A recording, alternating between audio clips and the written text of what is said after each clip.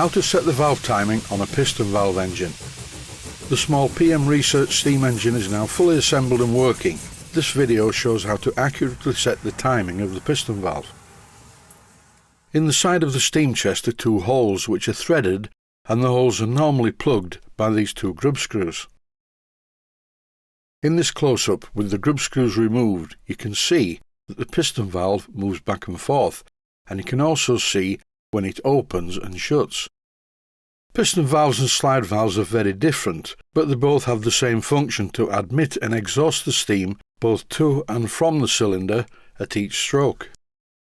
With the plugs removed, to make the engine work, I put my thumb over the two holes.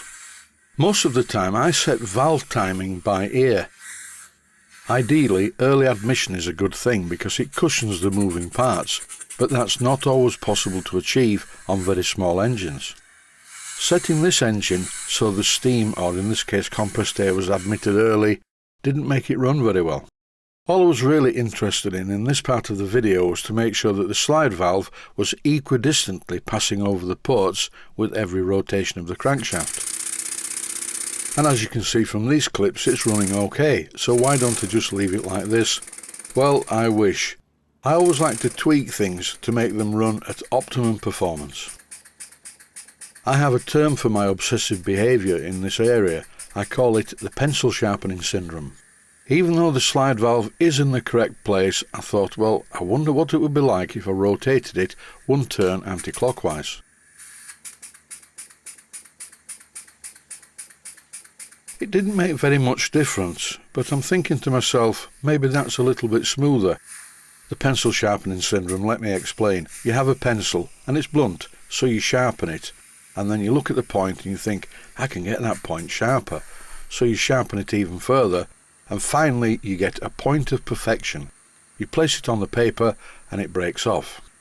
So you sharpen it again to a perfect point, and you press it on the paper and it breaks off a second time.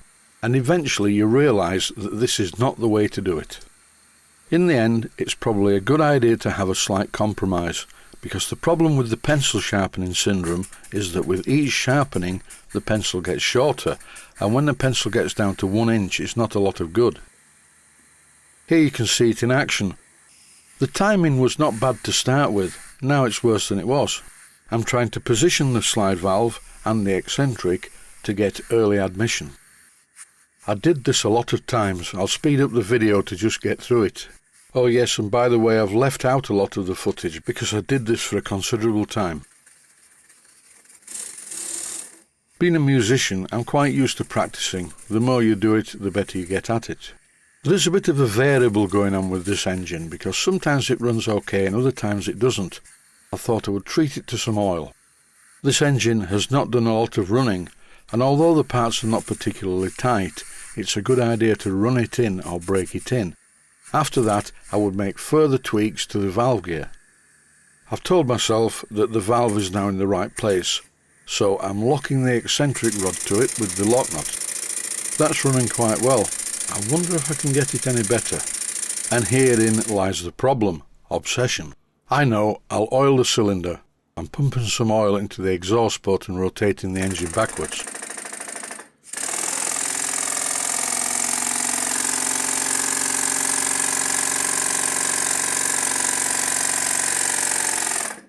The engine doesn't sound as good because I pumped in far too much oil, and you can see how much is coming out of the exhaust port in the previous clip.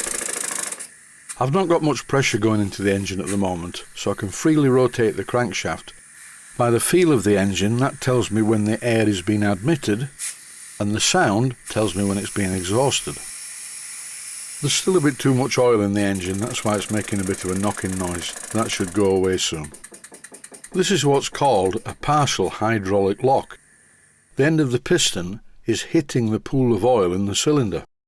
In this clip I'm still trying to get early admission, and I'm moving the position of the eccentric on the crankshaft.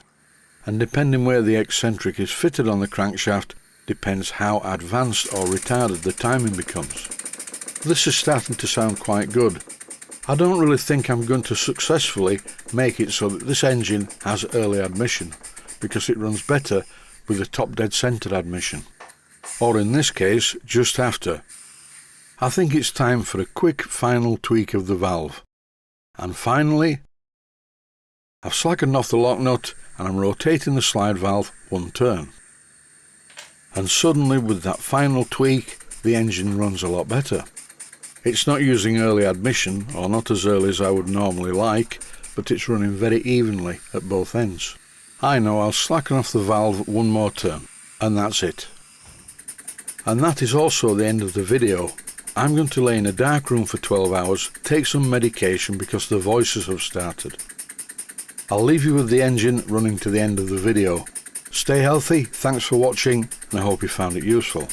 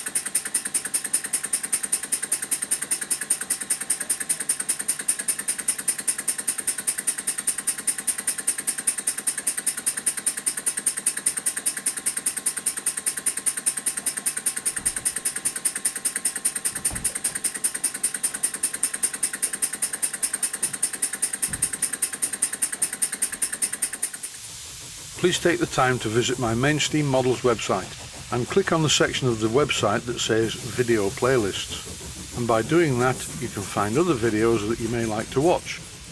And by using the playlists, you can actually watch the videos back to back.